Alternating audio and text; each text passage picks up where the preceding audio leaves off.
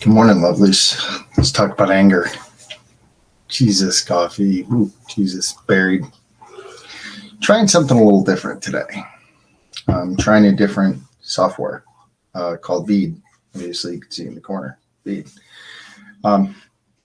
And streaming live on YouTube and Facebook.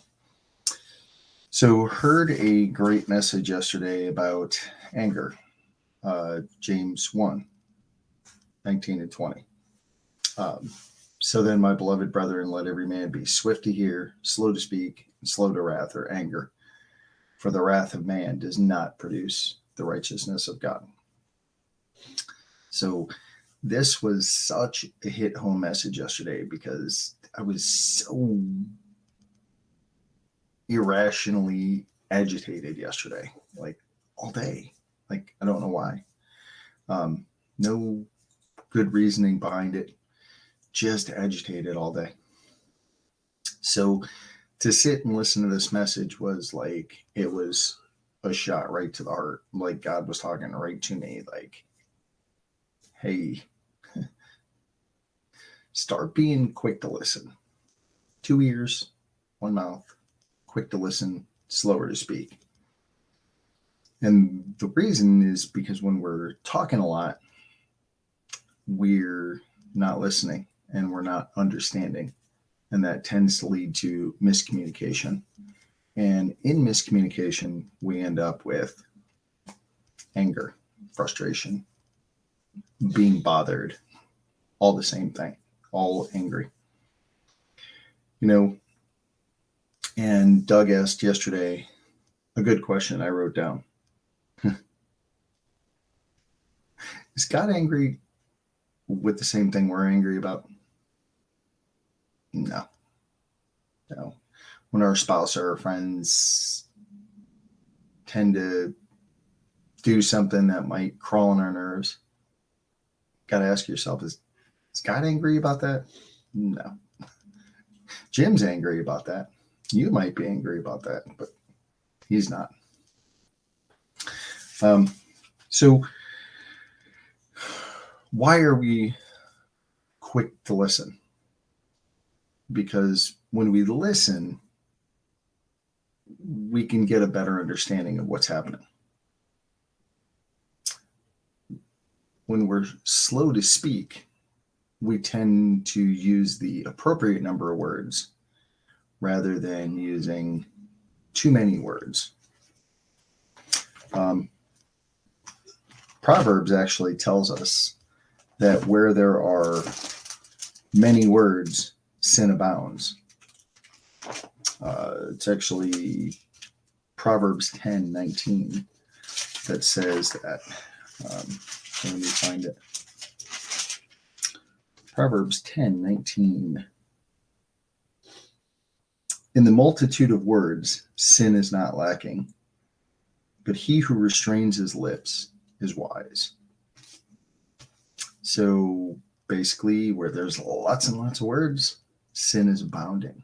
Sin is all over the place. So, and why are we slow to wrath? How are we slow to anger? Well, if we're slow to anger, then we become sinfully angry less. Because if we're slow to anger, then we may not get to the anger. And then, because if we're angry about something and he's not, guess what? That's sinful anger. It's not righteous anger. If we're angry about something that he's probably angry about, that's righteous anger. There's a big difference between the two. So, and if you're hanging around somebody that's hot-headed, actually in Proverbs again, 22, if you're hanging around somebody who's a hothead, they can affect you. Proverbs 22, 24 and 25 tell us that make no friendship with an angry man, and with a furious man do not go, lest you learn his ways and set a snare for yourself. So when you hang out with somebody who's hot-headed and getting mad all the time, probably not a good thing to do. Either you might want to have a conversation with them and help them deal with their anger, help them get their anger in check. Because if you're around it a lot, guess what? You're going to learn to be quick-tempered. You're going to learn to be hot-headed. And guess what? That's not. Remember what it says right there? Does not produce the righteousness of God. So we probably don't want to do that. Just got on my heart this morning. And again, this was a very big hit-home message for me because I dealt with it all day yesterday. Like all day yesterday. Like I had to apologize to Leah multiple times yesterday because just irrationally agitated. No reason. Just completely irrational. So I love you guys. You guys on the YouTube channel, smash subscribe so that you get updates when I do new videos. Good question to ask yourself when you might deal with road rage. Somebody cut you off and you're like, question to ask yourself is, I wonder why they're in such a hurry. They might be in a hurry. Surely you've been in a hurry before. You've been in a rush on the road before. You might have had a very rational reason to be that way.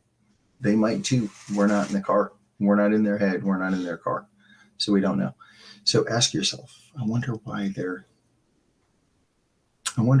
in such a hurry. And that might slow you down and help you understand. Because then you can put yourself in their shoes. Maybe they're just a bad driver. You don't know, but yeah, doesn't give you an example, doesn't give you a rationalization to be and a justification to be angry. When you could just slide out of that and just. So. I love you guys. I know he does. We'll be back tomorrow with whatever Dad wants to talk about.